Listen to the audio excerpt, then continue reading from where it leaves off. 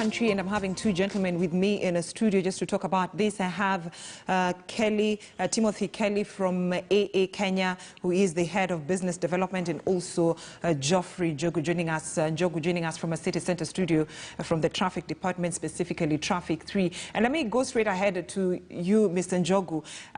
Road traffic crashes exert a huge burden, not only on the health sector in terms of treatment that has to, or attention, medical attention that has to be given to victims, but also on the economy. However, current interventions seem to be sporadic and coordinated and just ineffective.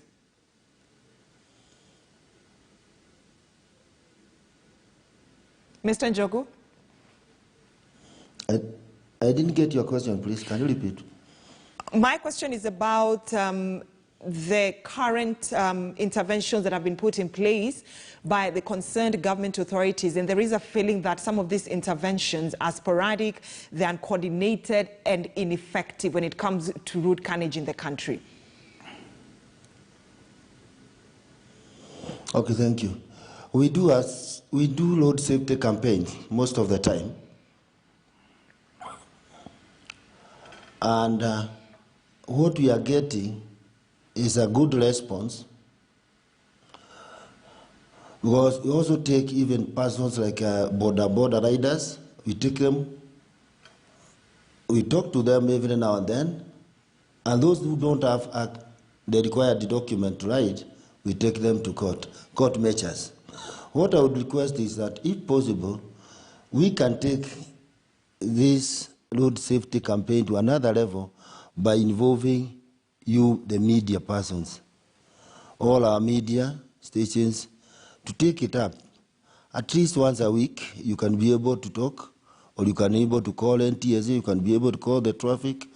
They can be able to give or impart some information on what we can do, on what we can be able to prevent, so that we can be able to reach even the smallest person who is the fastest person.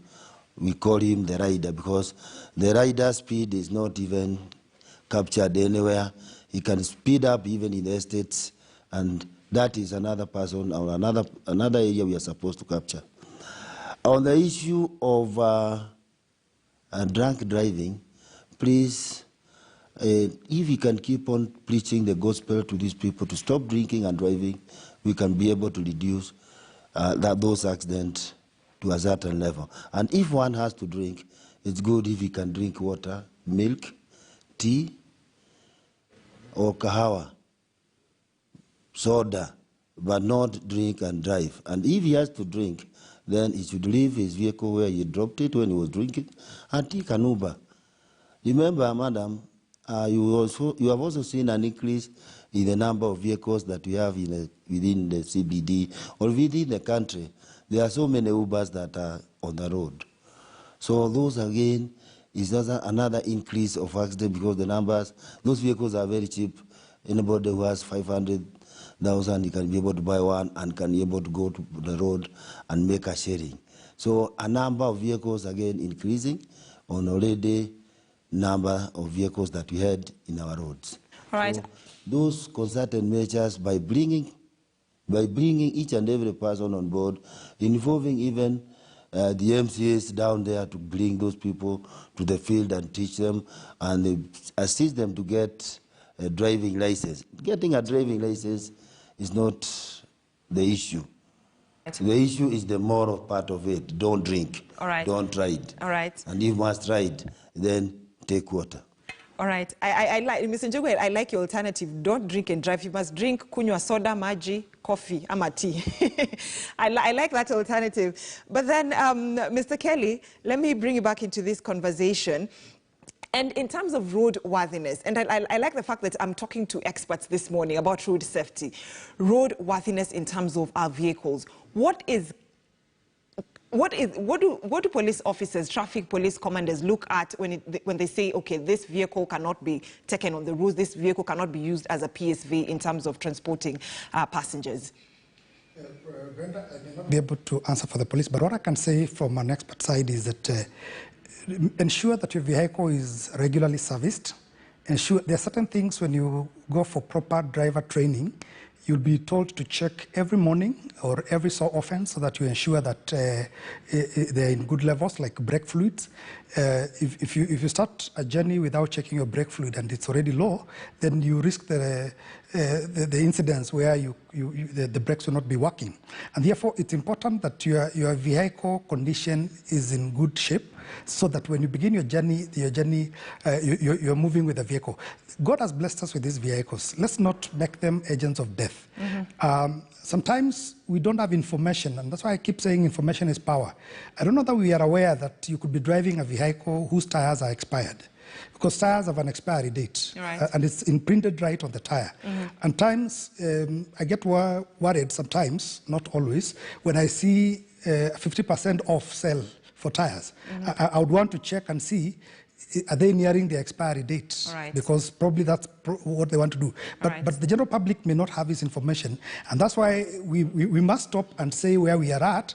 What can we do, each of us? What can AA Kenya do? What can every other player in this sector do? And say, we will participate in educating the public, in giving them information, in training them. And just to delve a bit on what this looks like, we have approached our leaders, and the ones that we've approached have been very supportive.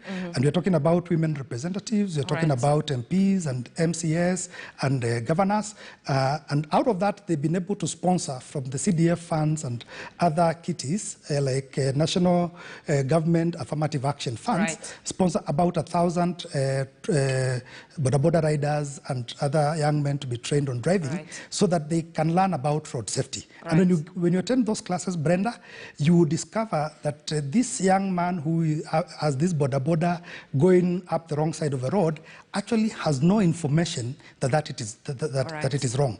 And the only thing they do is perhaps they will only fail to do it if they see the police and for the fear of the police. We need to move on as a country from fearing the authorities to doing the right thing. When we put on a seatbelt, we do not put it for the police. That seatbelt was not installed in your car by the police. It came with from the manufacturer. With the car, it's meant to be part of that car. So when you sit down with them in the training, Brenda, you'll be surprised. A lot of them do not know, because think about it this way. This could be your younger brother. As you wind up, Mr. Kelly. Yes. Your younger brother, he's been looking for a job.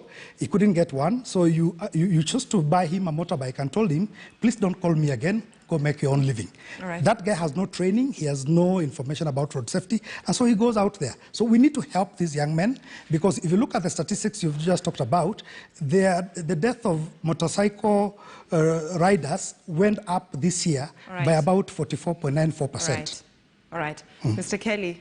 And Mr. Njogu, let me say asanteni sana, and I like your parting shot, you know, both of you. Kunywa maji, soda, ama kahawa, and Mr. Kelly, I like your sentiment that all the things that are put in our vehicles are not meant for the police, they're meant for our own safety. Gentlemen, once again, asanteni sana. And on that note, before I wind up Morning Express, let's have a look at some international news. And Ethiopian Prime Minister Abiy Ahmed says a 3-day ultimatum for